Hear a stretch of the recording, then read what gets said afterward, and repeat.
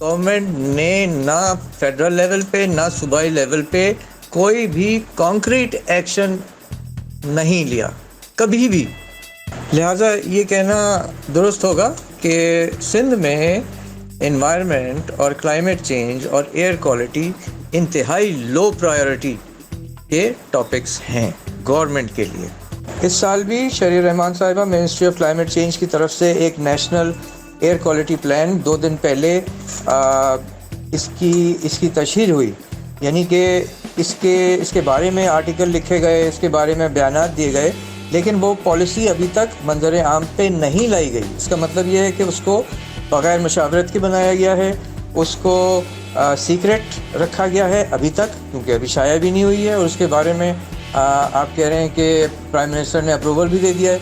اس میں ہم لوگ جو ایئر کوالٹی پہ کام کرتے ہیں، میرے علاوہ دوسرے لوگ جو ہیں، کسی سے انہوں نے مشاورت نہیں کی ہے کہ یہ پالیسی کیسی بننی چاہیے.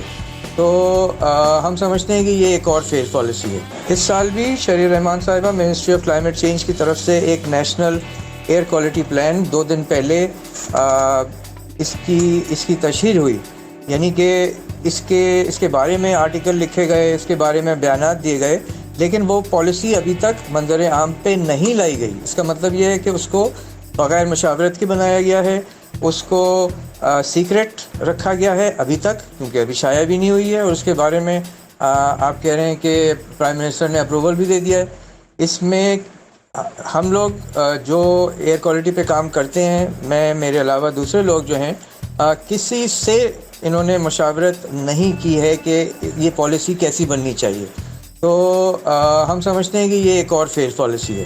صوبائی گورنمنٹ جو ہے سندھ کی اگر ہم بات کریں تو اس میں سیپا کا کام آتا ہے، یعنی سندھ انوائرمنٹل پروٹیکشن ایجنسی. یہ وہ ادارہ ہے جو کہ انتہائی ناکارہ ہے. یعنی کہ آپ یوں کہہ لیں کہ یہ ایک ہائی جیک ہوا ادارہ ہے، جس کا کام یہ ہے کہ جعلی کاغذات ایشو کر کے، یعنی NOC ہر بلڈنگ کو، ہر پاور پلانٹ کو، ہر فیکٹری کو جو وہ دیتے ہیں، وہ پیسے لے کے دیتے ہیں. تو آپ سمجھیں کہ ہر جو ڈاکومنٹ وہ ایشو کرتے ہیں، اس سے سندھ کی دھرتی کو نقصان ہو رہا ہے، سندھ کی ہوا کو، سندھ کے عوام کو، سندھ کے جانوروں کو. یہ ساری جب پورے علاقے کی، پورے شہروں کی، جہاں پہ کروڑوں لوگ رہتے ہیں، یہ سب اس کی وجہ سے، اس ادارے کی وجہ سے مستقل بیمار رہتے ہیں. اس لیے کہ یہ ادارے کا کام ہے کہ یہ ایئر کوالٹی کو مانیٹر کرے.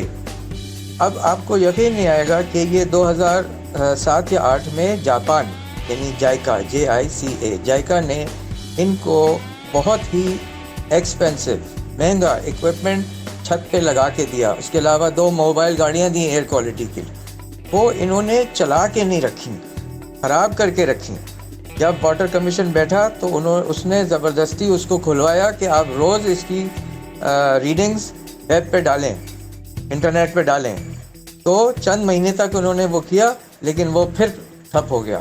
تو یہ ڈپارٹمنٹ ایسا ہے جو کہ کام کرنا چاہتا ہے ہی نہیں، اور نہ ہی اس کے اوپر جو سپروائزری باڈی ہے وہ کبھی بیٹھتی ہے. اس کی میٹنگ بلائی ہی نہیں جاتی.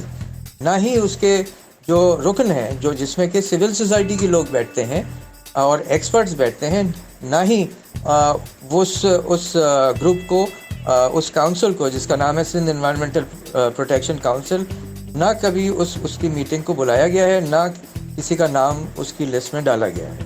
تو اس وجہ سے جو سیپا ہے، جو ایجنسی والا ادارہ ہے، وہ کمپلیٹ ہائی جیک والی سچویشن میں ہے، اور اس کا نقصان پورے سندھ کو ہے.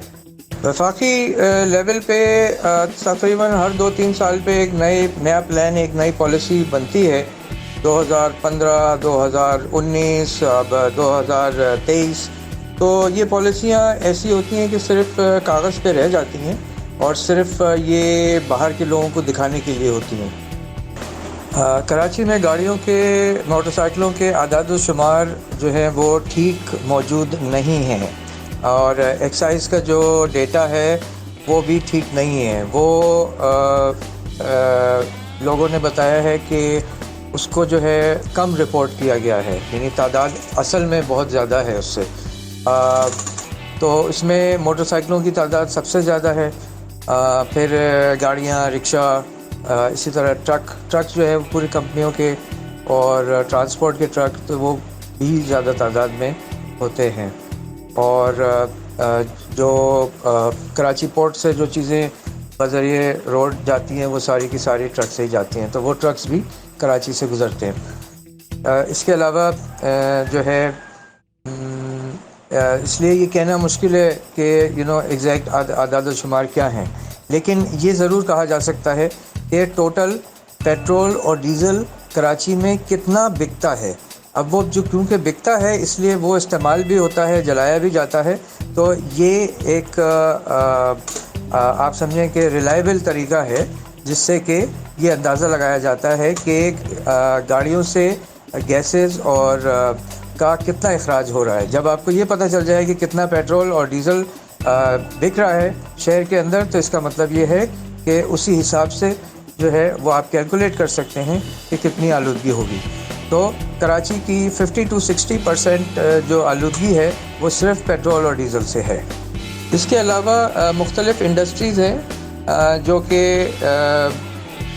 ہوا میں چمنی سے یا کسی دوسرے ذریعے سے گیس کا اخراج اس میں ہوتا ہے, اور لیکن اس کی کل تعداد جو ہے یعنی گاڑیوں اور پیٹرول اور پاور جنریشن کے مقابلے میں کم ہے.